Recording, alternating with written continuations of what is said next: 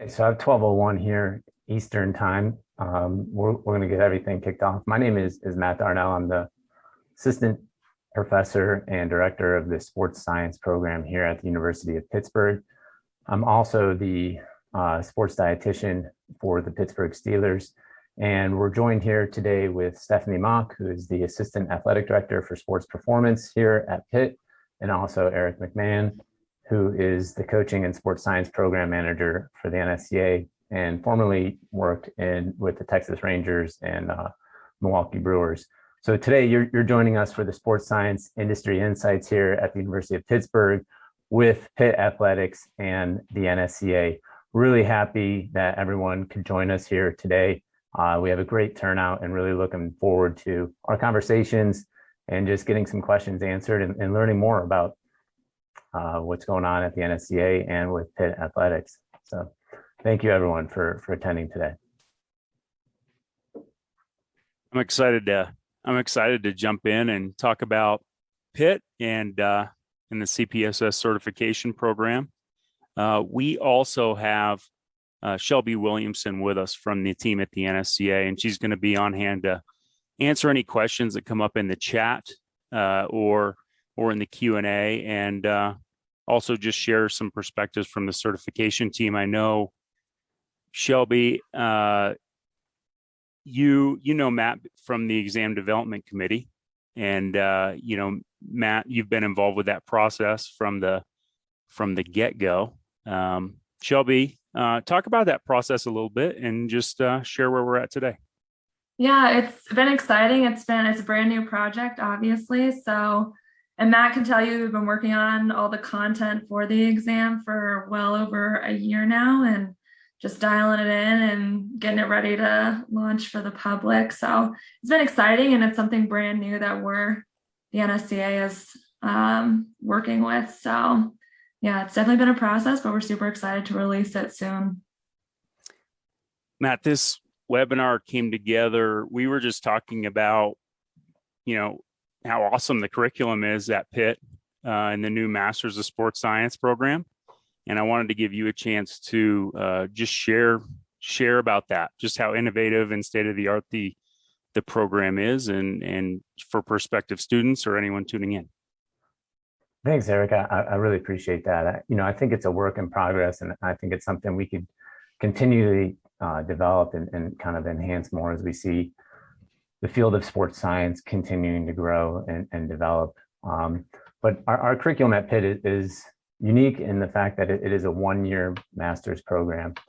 Students start in August and go through the end of the first summer 6 weeks term. So it's August through June, the end of June. So it's almost one calendar year for that, 3 semesters long. And one of the things that I really appreciate about the program, and one of the things that we really centered the program's development on, is a year-long practical experience or internship that every student has to complete as part of the program. So they get matched with a team, a laboratory, or an organization during their application process at the beginning in August. And then they're with that team for that entire calendar year, helping them with their major sports science needs. So they really get a chance to be a part of that team, get ingrained. It's not just a 6-week internship. I think we've all have had those before, where it's 6 weeks. You barely get the time of day because you're not going to be there long enough. You don't get to know the athletes the same amount of ways. So you actually get to know the coaches, the athletes, the team throughout that process. And then we try and integrate some of the curriculum to match their experience. And then at the end of that, every student presents on a capstone project. So something that they've been helping that team with throughout the year. And you really, kind of how I frame it is like, that team or organization or that student might have a burning question. What is it that they could provide and do to help answer that burning question for that team that year throughout the process, and then present on that towards the end of the curriculum. So it's really something we're excited about. We're continuing to grow and develop, and we have some really awesome partnerships that enable us to do that.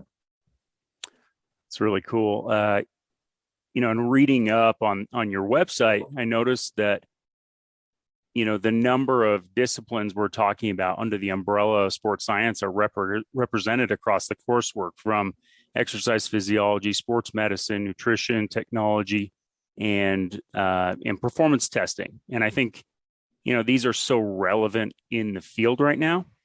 And I want to give you a chance in a few minutes to talk about those partnerships and just some of the opportunities that your students get. But we also have Stephanie with us. And Stephanie, I want to give you a chance to talk about the Pitt Performance Program, some of the things you have going on. Yeah, no, I'm extremely excited to be here. My background, I recently came from Mississippi State University as the director of Olympic sports and taking on this new role in beginning of June at Pitt as the assistant AD for sports performance has been extremely exciting, and having partnerships and allyships with like Matt Darnell with the sports science program. But being named in this role, everyone asked me like, Stephanie, are you still actually gonna be training teams, or are you just gonna be like kind of up in an office doing this, that, and the other? I'm like, no, I'm still boots on the ground training teams. With my title being sports performance, though, it means that I am over the strength conditioning department plus sports science. So as we are over this next year, it's really my job within the athletic department, and Tyler Carpenter, the last director, did a great job of building momentum and understanding behind what sports science is within the athletic department and all these different teams. And that's why it's great to have Matt Darnell working side by side with him and these master students to allow the master students to get around the teams and show what they're capable of. And then also we do work a little bit with the neuromuscular lab with some PhD students as well. But it really allows us to have multiple students out at practice, helping with whether it's the catapult data, force plate jumps, this, that, and the other. It gives the sport coaches as they're coming into the space and the student athletes into the space to understand like, all right, hey, these guys aren't actually just crunching numbers behind the computer. They're at practice, they're at the lifting sessions. They're definitely a hybrid piece that's helpful within our department, but I'm really excited to be here in a sense of being over strength conditioning and sports science in this hybrid role, and surrounding myself with great people such as Matt Darnell, and that's part of the reason why I wanted to make this leap to come here to Pitt, because just showing that they are forward thinking and creating a position like this and getting me around people that are going to challenge me and push me and ask really good questions and be able to get with the academic side at Pitt and work hand in hand is a really special thing. So hoping to get other great minds around us and continue to build momentum. I know we connected at Summer Strong. You were speaking earlier this year, and it's just been exciting to see you making the move to Pitt and just all the progress and growth that's happening. You're just hitting the ground running.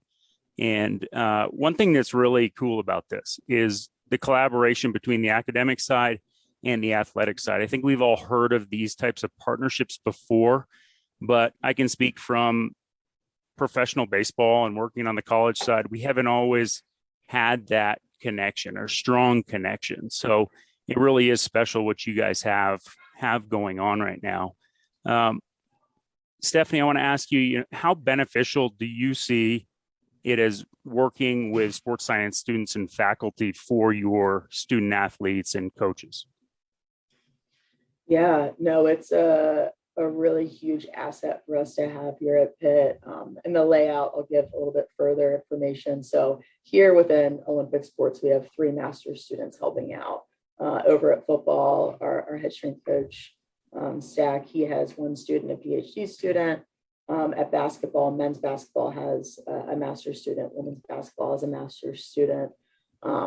So we're extremely well outfitted with these master's students planted within our programs. And I think, of course, like I said, I just got here really talking with Matt when it comes through, if he has, let's say 13 to 15 students in the program, how he seeds and plants these students based off of what expertise they want to gather is really, really informational, and I talked to him with like, all right, how are you seeding these people and planning them this way, that way? And I think it's been a learning experience for me with our 3 master's students that are in here in our space.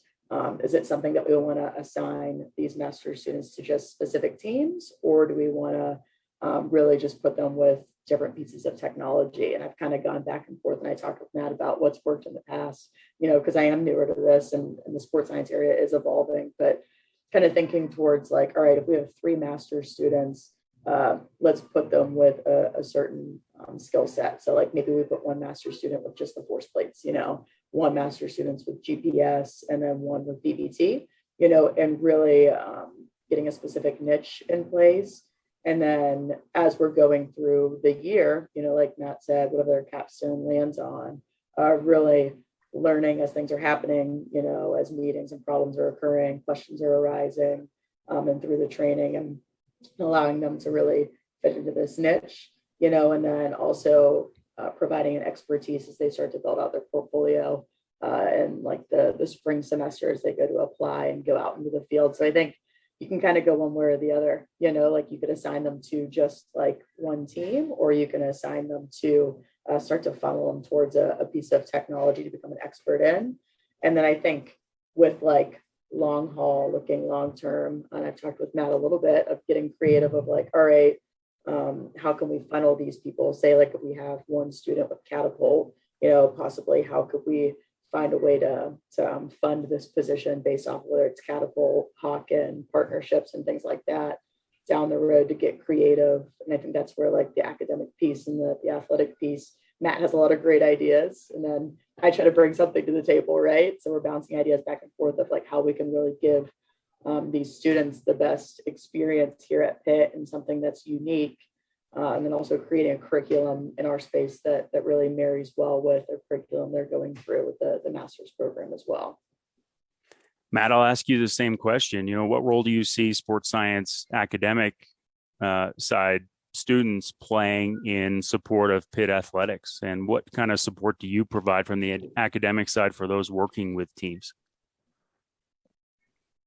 Eric, it's a great question, and kind of in developing this master's program, I think two things were coming to light when we were looking at this. One is that the Europeans and Australians kind of had a really cool model in place well before we started anything over here. And I also saw a lot of teams and universities hiring sports scientists from Australia and Europe and trying to bring them over here. And I was like, why aren't we developing our own in-house? No offense to our European and Australian counterparts here. We love you, and you guys have set up a good path forward for us. But why aren't we doing more here? There's got to be more opportunities for that. And the other side is as we saw more and more technology becoming available to teams and individuals that were once only available in high performance laboratories, we saw more and more data being collected, more and more teams implementing this technology, but no more hires were being made. So I had friends who were strength and conditioning coaches in collegiate and professional settings, and all of a sudden their job titles just slowly started to expand and creep. So not only were they in charge of 4 or 5 different teams, but they had force plate data now that they were in charge of, and they had GPS units that their teams were wearing, and they had velocity-based training that was going on, and they couldn't even tap into 90% of the data that we're collecting on these student athletes because of what they were doing. And so one of the things that I was thinking of is what a great opportunity for students to get involved and engaged in this data and what teams have going on to learn and experience what sports science is in the field now and how it's developing. And at the same time, kind of take some of the burden off of some of these strength and conditioning coaches and other professionals who kind of had this slow job creep coming into that. And I tell all of our students this, when they apply to the program and the first day during orientation is that, we rise by lifting others, right? And so, they're going to get the best experience and do what they, and rise if their coach is looking good, and their coach is going to be looking good if they have more free time to focus in on the athletes and do some of their other programming. In addition to plugging into some of this data. So these coaches had great ideas. They had great data. They just might not have always had the time and the resources to really push into that.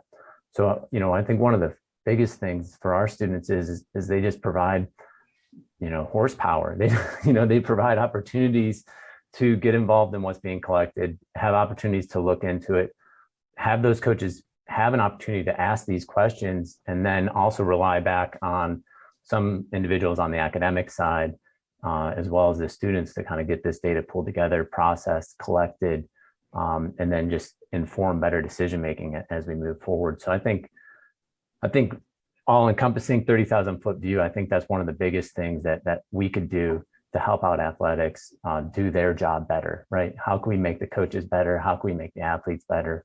Well, we could take on some of these activities and roles and help answer some of these questions that they have, and kind of elevate those coaches and athletes in what they're doing already. I think that's awesome.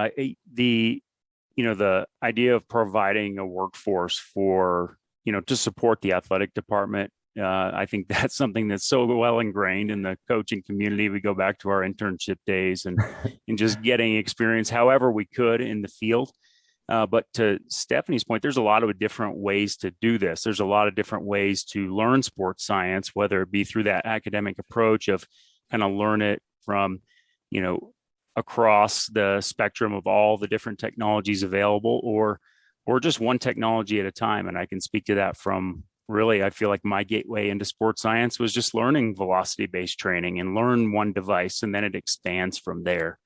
So we at the NSCA, we work to support coaches and the performance community. And I want to ask you both this question, Stephanie, from the athletic side, what are the key areas in your program that benefit from the integration of sports science, as a curriculum? I know you do this on the internship side, and you try to have that go down to the athlete level and really benefit the performance, on the field.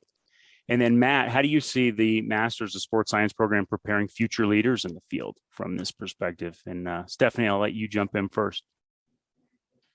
Yeah, I think with this manpower, with these master's students and helping with the student athletes, it's been really helpful in a sense of just like turnaround time with reporting, and even like creating trends faster, like getting this information turned around at a faster rate to help with the student athletes and reporting. And it allows us to free up time for the strength coaches on the floor for return to play processes, getting to more performance team meetings. I think bringing the sports science master students with us when sport coaches are comfortable to the performance team meeting, so they can actually see like what is all involved, who's sitting in that space and in that room. But I think the student athletes just really like the student athletes that we have coming through now and years to come, they are data driven. They want to see the numbers. They want to see how they're progressing. They want to see long-term athlete development of where we're at. Where was I at freshman year versus senior year? How am I making gains? And even a lot of the kids are now investing in their own stuff, like their own Whoop bands, their own like this Aura rings, and we need to be on the front end of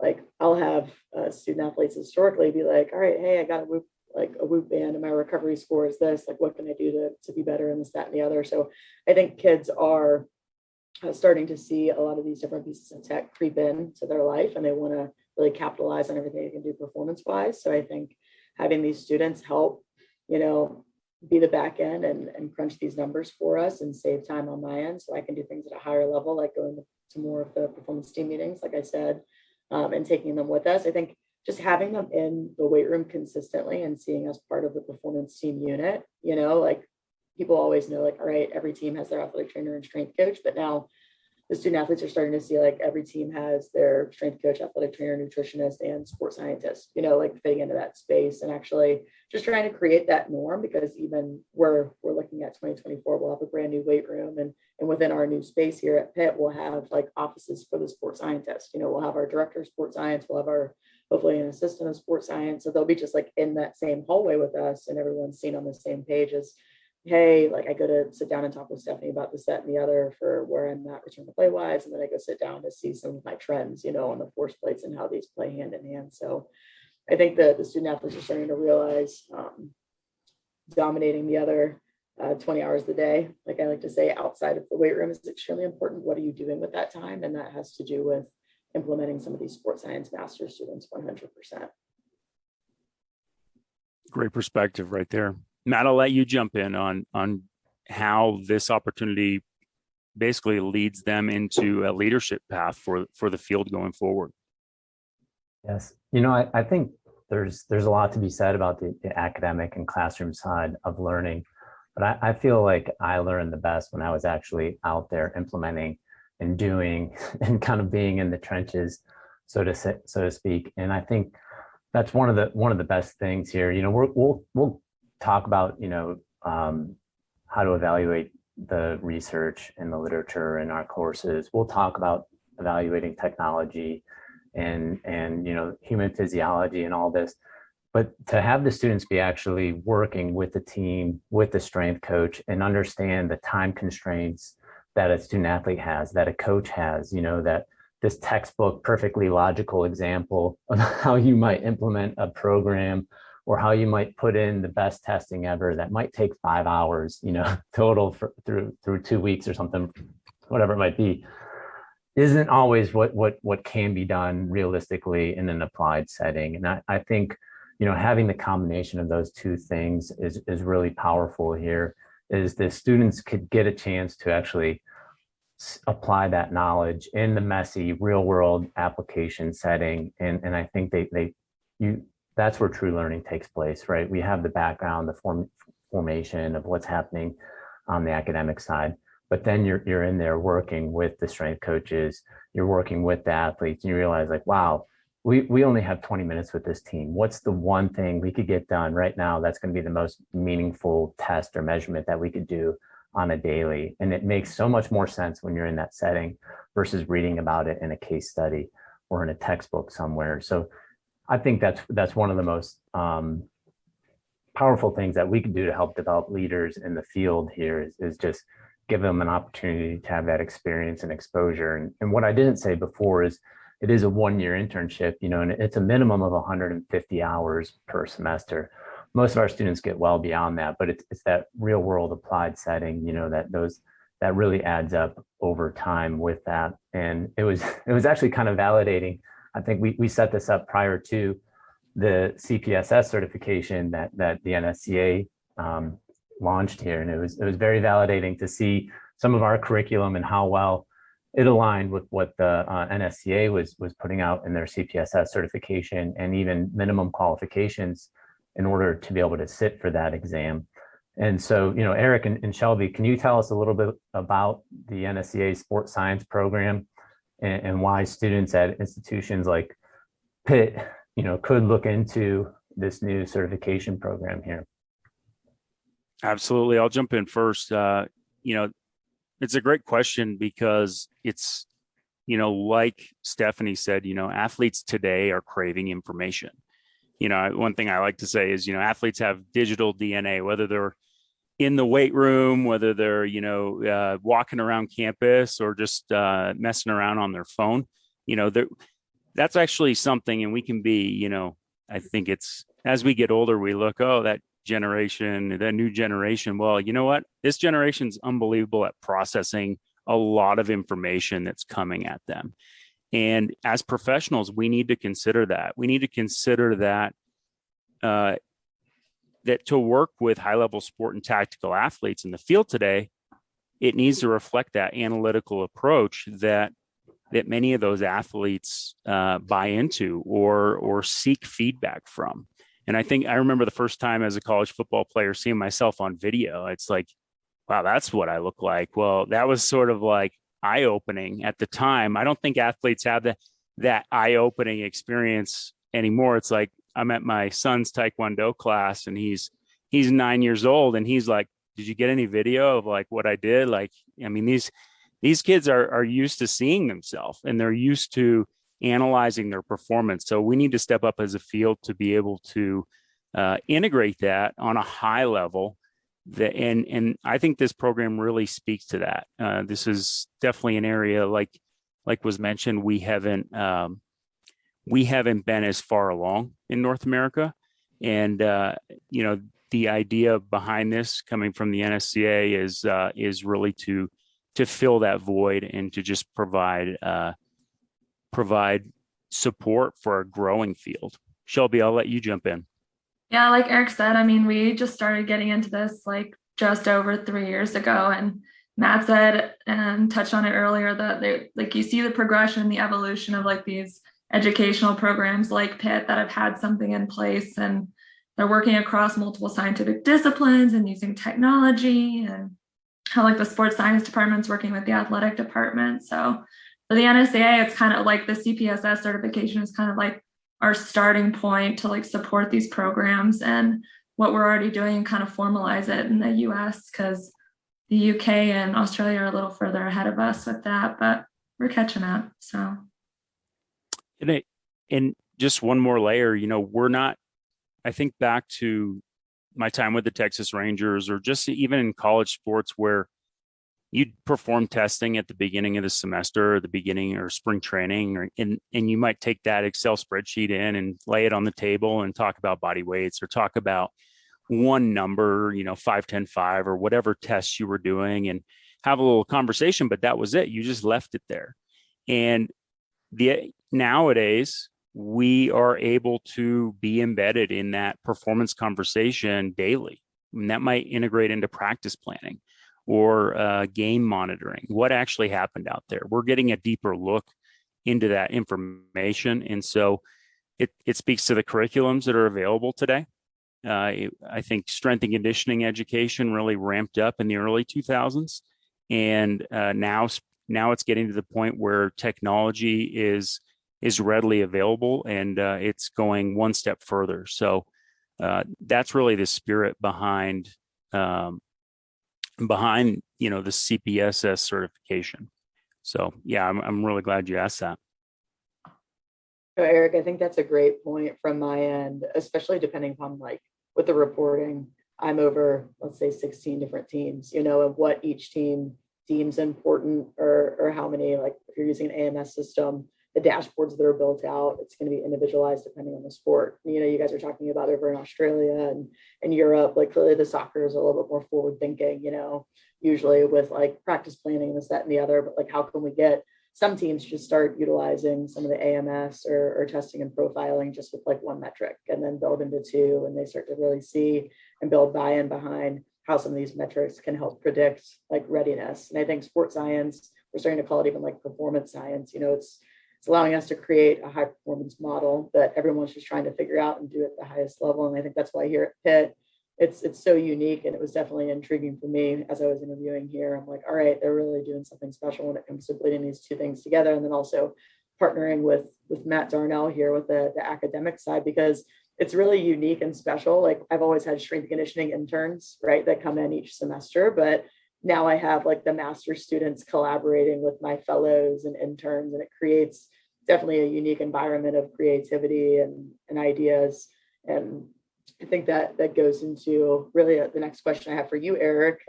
Being in the role I am, like a lot of them come to me and they're like, all right, like one, like, of course, everyone wants to know when the certification's coming out. I know that's under wraps, but two, for the CPSS, both like it has education and then also experience requirements to sit for the exam. I'm sure this question comes to you all the time, but how do you know who's eligible to take the exam? And then what are the requirements and how were they created to really represent this field? I'm curious. Yeah, that's awesome. We are getting that question quite a bit, and we've tried to put some information out there every step of the way. I know from the exam development committee side and just going through the approval of the criteria, it's it's detailed because it's a very complex number of disciplines and professionals and degree programs that people come from that enter the sports science space. And I think we can all speak to that a little bit, but basically to break it down, there's a bachelor's track, there's a master's track, and a doctoral track. And based on your level of academic preparation, there's a certain assigned amount of experience you need. So at the bachelor's level, you would need 3 years of full-time documented experience in a sport or athlete-driven setting. That might be tactical, that might be traditional sport environment like we've been talking about. Strength and conditioning is an area where that applied experience would qualify. Rehabilitation fields. We've had a lot of interest from athletic trainers and physical therapists who would be qualified to take the exam. Nutrition, dietitians would be eligible. If you had dedicated experience in data analytics, that would qualify you. Also, other more like, and these could be junior level roles, but testing, monitoring, and in technology, or someone overseeing film and video analysis for for their teams would be eligible as well. And then obviously at the higher level academic institutions, you're talking like physiology and biomechanics laboratories. So those types of experience in positions would qualify you. Now, the advantage of being at the master's level is that you only need basically internship or fellowship level experience. So that would be 480 hours. So it's great to hear, and you were talking about it, Matt, that the experience you're getting embedded into your academic requirements as a student at Pitt and the staff working with you, Stephanie, those experiences would qualify in adding up to take the exam.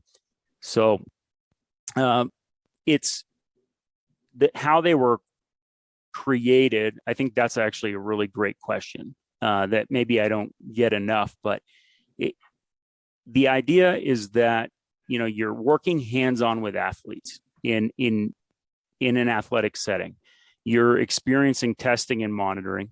Okay, this speaks to the content outline that was created over 3 years ago, when Shelby and the staff and certification brought in experts from all over the country and the world to speak to what a sports scientist is, and then also using performance technology. And so those criteria were used to identify types of roles that would lead to that basically experience and knowledge in that space.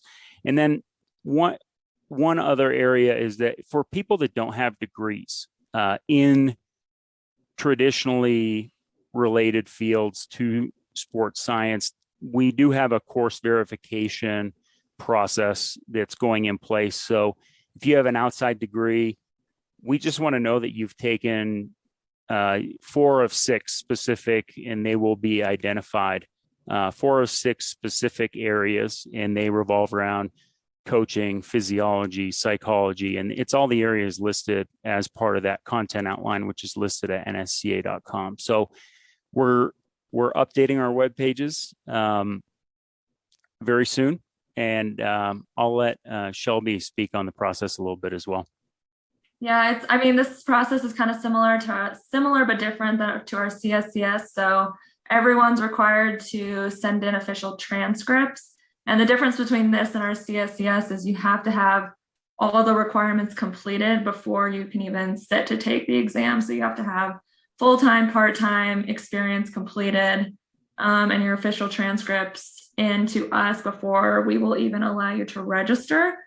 Which is different than our CSCS because you have a year to turn all that stuff in. So the test will be available at all Pearson VUE testing centers around the world, only in English to begin with, and then we'll look at translating if the demand is there. So yeah, just keep looking at our website. All that information will be coming out soon, very soon.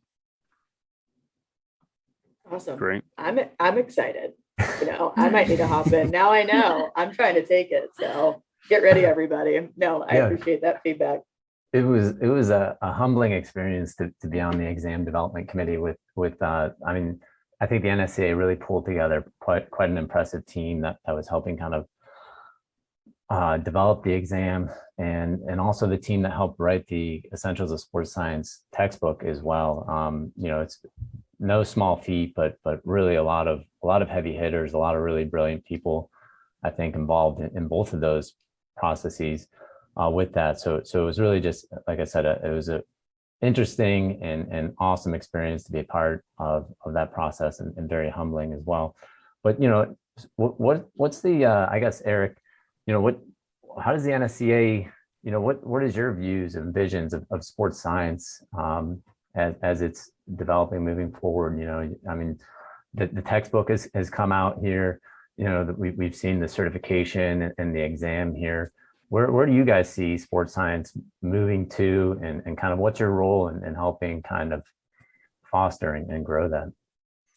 Yeah, I appreciate that, because it's like, what's the next step? What are we going to do? Okay, we launched this thing, and it's been 3 years in the making, and we're and really it's longer than that. It goes back to to me, it goes back through my whole career, when I feel like in the early 2000s, we had a lot of the knowledge. We just didn't have the technology to deliver it in the way we are now.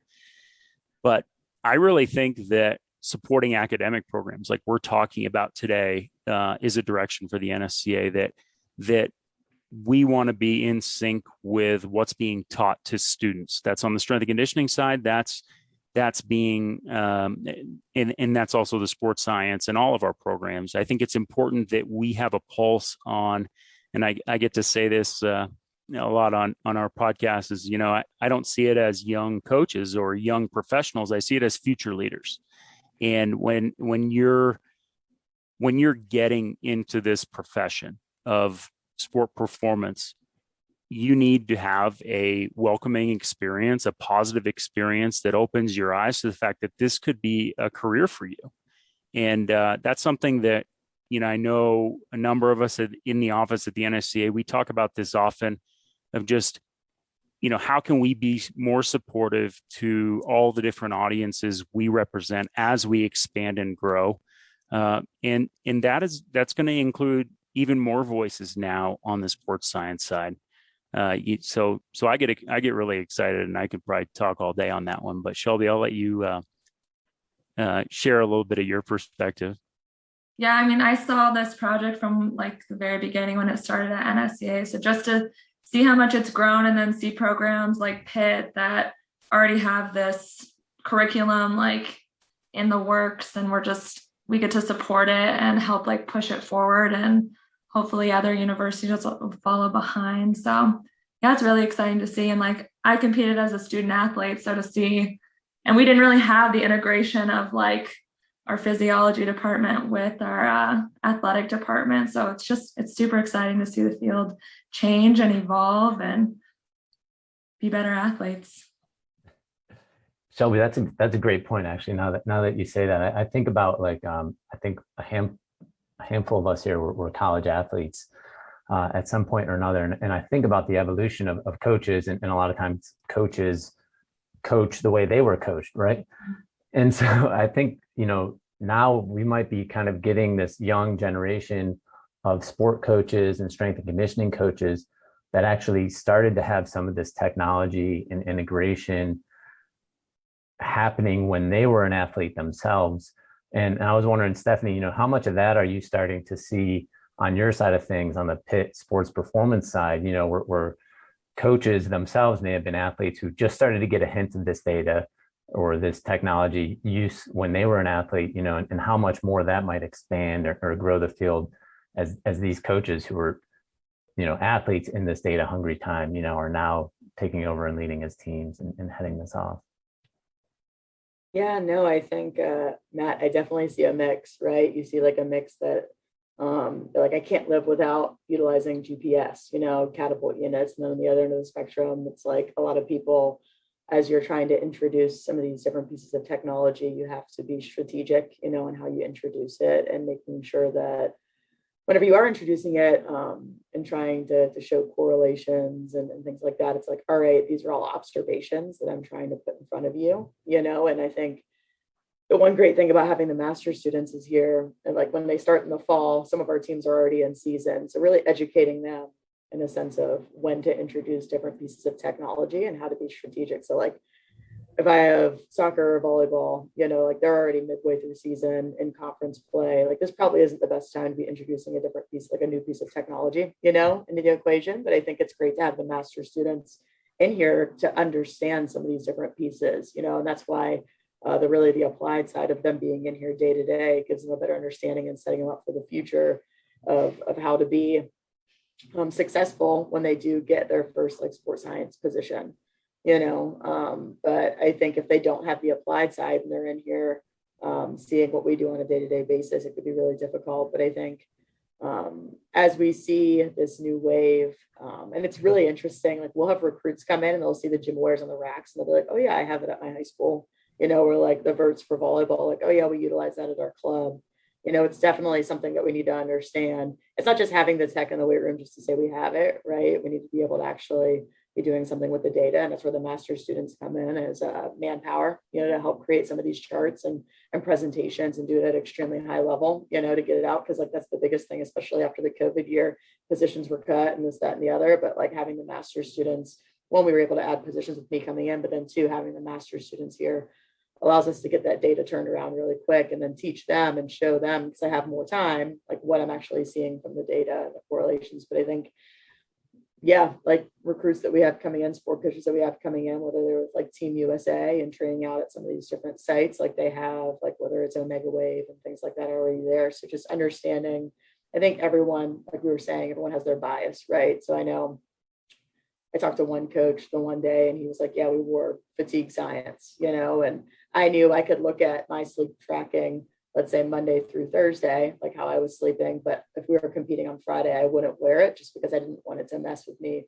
from a mental standpoint. So he has a bias towards maybe like I couldn't wear it on match day or game day. So I think really just kind of talking to them, like whenever I came into Pitt, I sat down with all the sport coaches and kind of asked them like, hey, what's your thoughts behind sports science? What have you been exposed to? What have you not? And I think that's really important if you're coming in new to a department, as you have your list of questions to talk to the sport coaches about, like including that in there so you can kind of understand why they feel a type of way and why they have certain biases. But it's something that, whether you like it or not, it's going to be a part of your program. I think that's why the certification is going to be great, because it allows different people to add it to their toolbox, as one would say, and get prepared. And I know even myself personally, like I've had to be able to do both, my whole entire career, but it's nice to actually have more manpower to do it at a high level and give it the respect that it deserves. I'll jump in. There's a couple of good questions coming in on the chat and in the Q&A, and I'll bridge a couple of these together. From Darnell Clark, NSCA Board of Directors, just asking about, does the Pitt internship coincide with the academic year, or is it after the fact? And then Jeremy Weeks at UPenn asking about how you guys handle turnover of grad students and basically onboarding of new students into this collaborative model you have. Sure, I'll start off with some of that.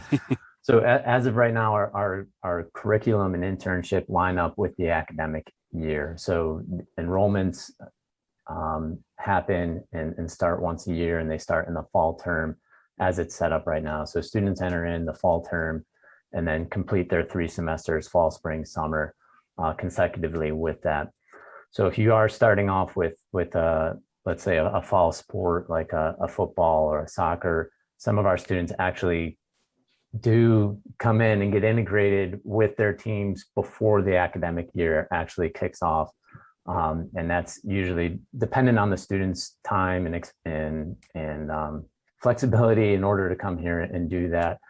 But I tell all of the students always keep track of your hours, right? Because that time is not time wasted, especially with the CPSS certification requiring 480 hours.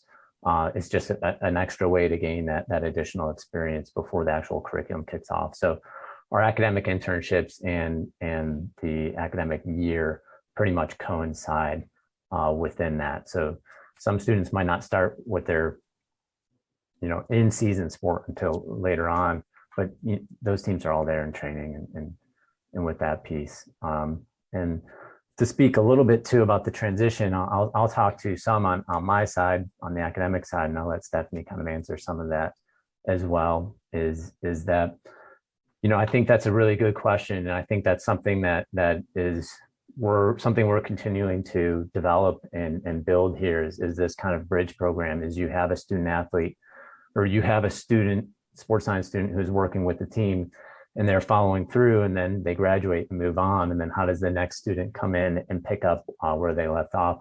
A lot of that bridge happens with just having an awesome team that, like Stephanie's team over there, who actually takes on overseeing some of their practical experiences over there, what those students have been doing. And they actually have their own little mini curriculum that they take the students through that help them out, that kind of help bridge them over. I think we're looking at other ways, creative ways to help bridge that gap as well. So we have 2 doctoral students who are here at the Neuromuscular Research Laboratory where I work at Pitt. And those doctoral students actually have some split responsibilities. So they have half of a GA with the football team and half of a GA here.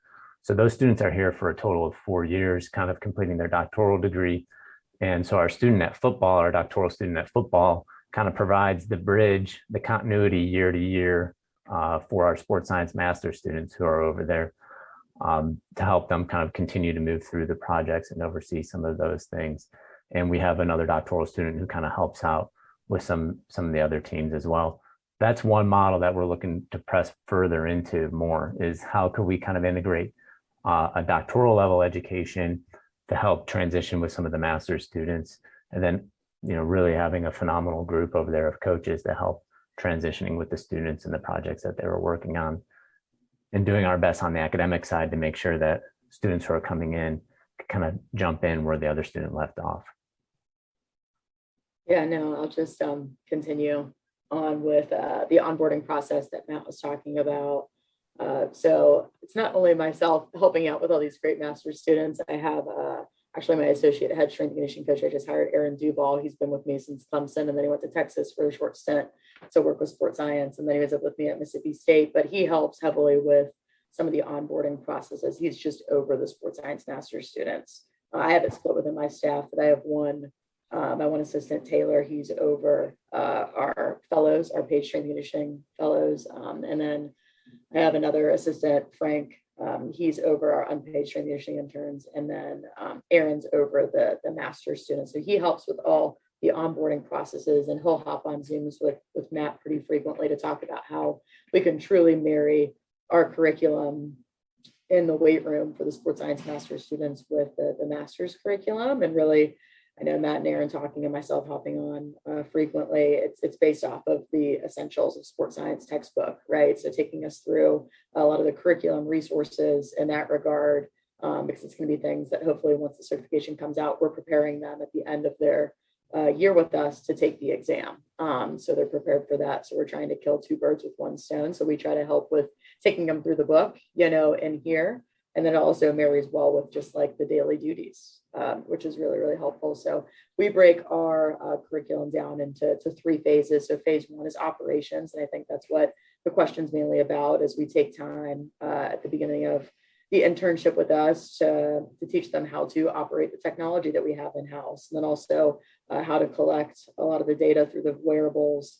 They learn how to go through Excel, Power BI. We actually have Richard Turnquist that's here with us. He helps with Pitt IT. He'll take them through a few things like Tableau and Power BI, because he's already taking his students through it. So we have our master's students just hop on, and he's super welcoming. So I think if you have a great IT department, partnering with them to help with a couple different things, because they're great on campus resources, and then that allows them to really figure out how to start to build out like profiles and templates for student athletes. And then the other really big piece is we're onboarding them. It's just making sure they meet all the sport coaches and student athletes. And we really try to not only like do it in the weight room, but we'll do it through social media. So like multiple people in the department get to know, like whether it's life skills here at Pitt, and even like the financial department. They're like, oh my gosh, your team is growing and getting bigger, just based off of just like us posting about us having these great master's students here. So I think the onboarding process,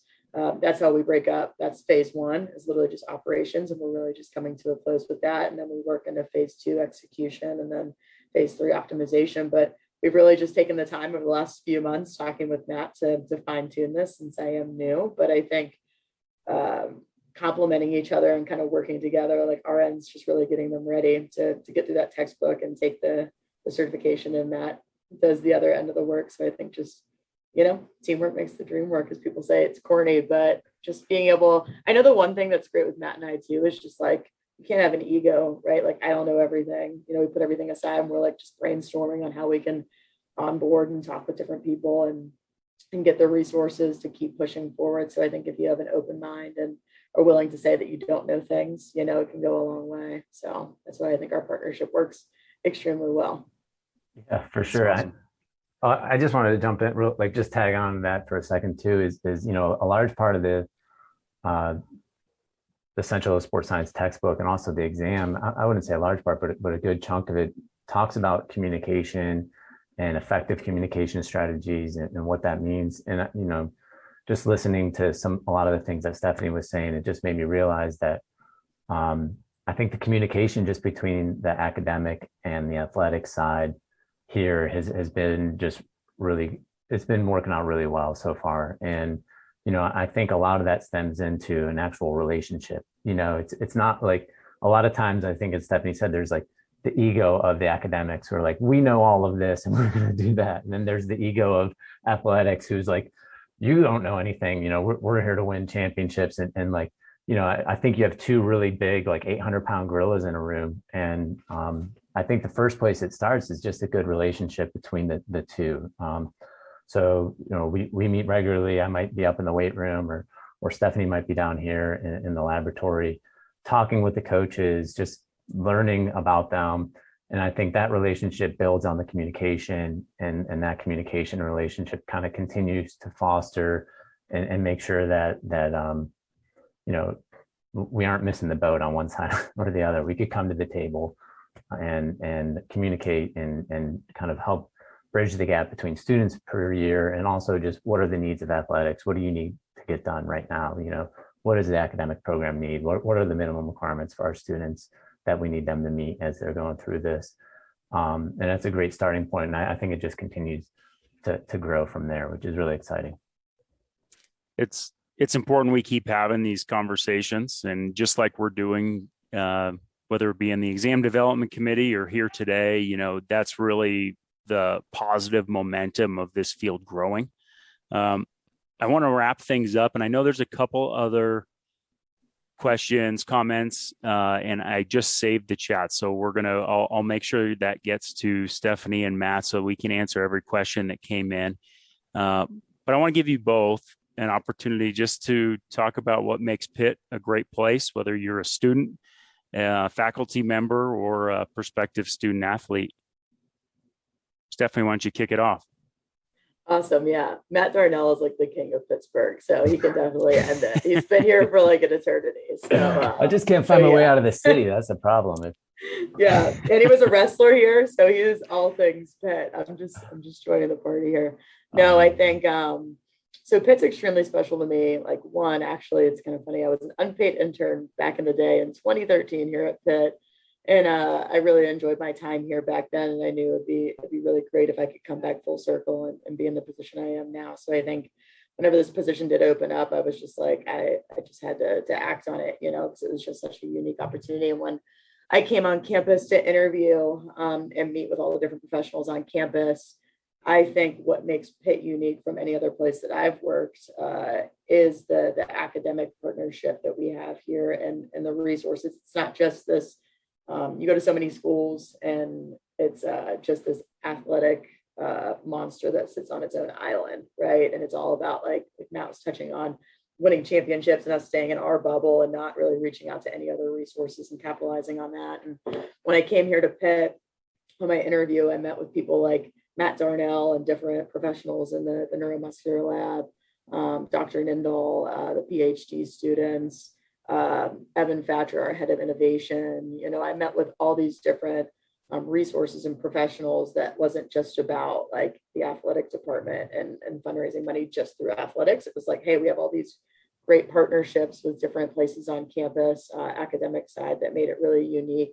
And I have resources that I can reach out to about growing in a lot of areas that me, even in the role I am today, and now here at Pitt, I'm still like, I have professionals around me that are challenging me to learn. And that's what I'm really big on. Like, if I'm in a place and I feel like I've become stagnant and I've really like tapped out all resources there, like, all right, hey, I can't continue to learn. It's time for me to make a move, and make myself, my big why is like get comfortable being uncomfortable. Like, I've gotten to Pitt and I'm in a situation now that I've surrounded myself with people like Matt Darnell and Evan Thatcher in innovation and Dr. Nindal and the neuromuscular lab. And they're really pushing me to continue to develop and learn and really make me a better professional. And I'm really excited about my time here. And also we're going to a really bright place. Like, hopefully over the next year, we're going to be hiring a director of sports science, to help with all these master's students. And we're building a new weight room. It's called Victory Heights. It'll be this massive facility that we're building on campus. And it'll have a lot of different, like a new volleyball gym, wrestling, gymnastics, a brand new performance facility where we'll have, like I said, a lab, smaller lab and then a traveling lab, of course, where we can take different pieces from place to place, but we'll have the sports science offices right there, and that we'll be able to have a big meeting place for all the master's students. I hope we'll have even more then, but we're going to, it's a really big, bright place. And I think our leaders in the athletic department and academia, they see partnering and marrying those two together is extremely important. And I'm really excited about it. So that's my 2 cents and why That's I'm awesome. here. And I plan to stay here, but I'll pass it to Matt now. Perfect. Awesome. Thanks, Stephanie. I have been here a long time. It's just, if anybody's visited Pittsburgh, there's a lot of bridges and tunnels, and it's really hard to find your way out sometimes. You get on a road and the next thing you know, you're back where you started. But it's an honor to be here at the University of Pittsburgh, and just working with such amazing people. And I think that's what really makes the University of Pittsburgh, the athletic side and the academic side, so unique, is just the people. One of my colleagues makes a joke that you can't throw a rock in Pittsburgh without hitting an expert somewhere. And it's really true, actually. And it's kind of like this sleeping giant of just unique, down to earth people who are big thinkers and dreamers. There seems to be an expert here in sleep. There seems to be an expert here in physiology and neurology and engineering and innovation, and it's really phenomenal. And just the university and their ability to sponsor collaborations and foster partnerships between entities, and really endorse that, and the spirit of innovation, I think is one of the things that makes Pitt an awesome place to work and to be a student athlete and to be a student at. There's just so many cool things going on that way with that in the university. So I would definitely say it's the people and the experiences that you could have here at the university and in the city. And again, that's as a student athlete, that's as a faculty member, that's as a student here as well. So it's a cool place to be right now. But That's awesome. yeah, so we're kind of at the end of our time here, I guess, huh, Eric?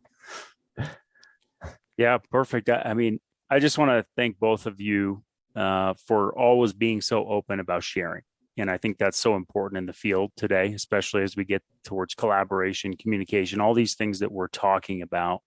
And, Matt, being your rodeo, I'll let you close it down. But no, it's been an honor from the NSCA to be a part of this and to, just learn about University of Pittsburgh and all the great things you have going on.